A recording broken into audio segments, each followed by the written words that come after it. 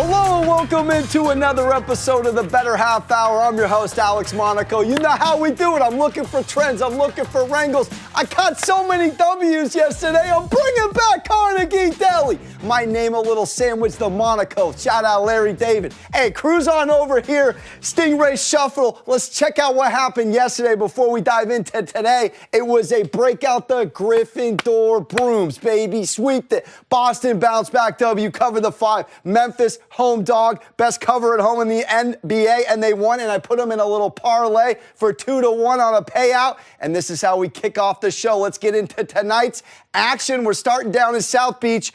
Game 2 of the Miami Heat and the Philadelphia 76ers, a very dramatic first half and a smooth sailing second half for Miami as they win and cover that 7.5 in Game 1. The line right now on DraftKings, 8.5 in favor of Miami. Rightfully so, they've won their last 7 home games. Riding on the back of Bam Bam Adebayo with a nice 24-12, leading all scorers, not named Tyler Hero, who was sensational off the bench with 25. Now, they had Tobias Harris be the leading scorer for the Sixers. Not a terrible thing. If you remember, I was on that Tobias player prop, told you he could do it on points alone, and he did. A humble night for Harden, just 16, 9, and 5. Just did not shoot enough. Everyone was on him over there, rightfully so. Heat won on defense, outboarded him, out-assisted him, outshot him, and we know this Sixers team coming in. They have to go against a Heat team that's 10-3 in their last 13 covering.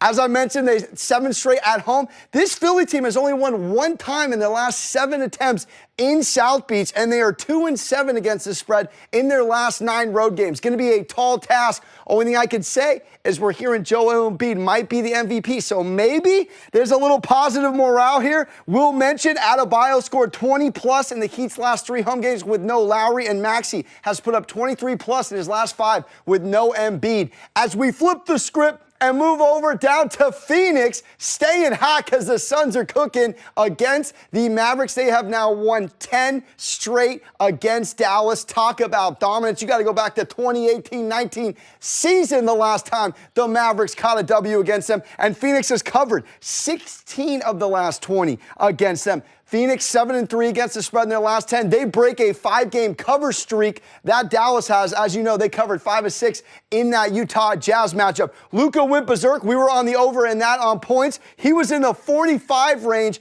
but the first time that Jalen Brunson has gone for under 20 points, just 13, not effective from the field. That is what that top 5 Monty Williams defense does to you. Now, the Mavs, they do bounce back very well. They have won the fourth quarter in 8 of the last games. That is incredible. Ayton's been sensational, 25 and 8. He's had 13-plus boards in 4 of his last 5. And Luka, 4 or more three-pointers in his last 7 appearances on the road in playoff games. But let's talk some hockey. We got the playoffs, all right? We're starting out with the Lightning and the Leafs, all right? The Leafs dominated 5-0. We know this Lightning team going for 3 straight. Hasn't been done since the Islanders in the 80s.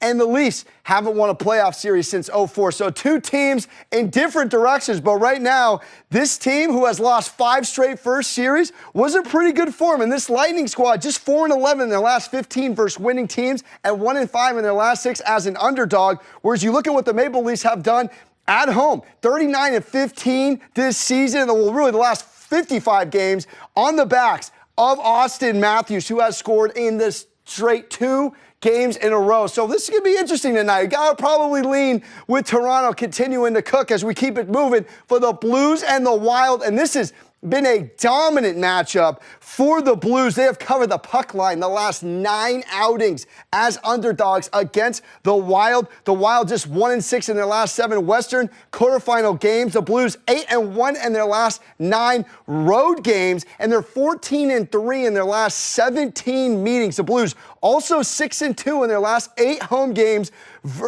against this Wild team. Huge head-to-head discrepancy. Now, the Wild are really good as a favorite. I do got to mention, they're 42-13-4 straight up, but they're just 2-10 in their last 12 in the playoffs. So enormous difference between regular season and playoff hockey, which we know is the best in the business. So the Blues are looking good tonight. I got to lean St. Louis in that one. And then last but not least, we have the Kings and the Oilers. How about the over?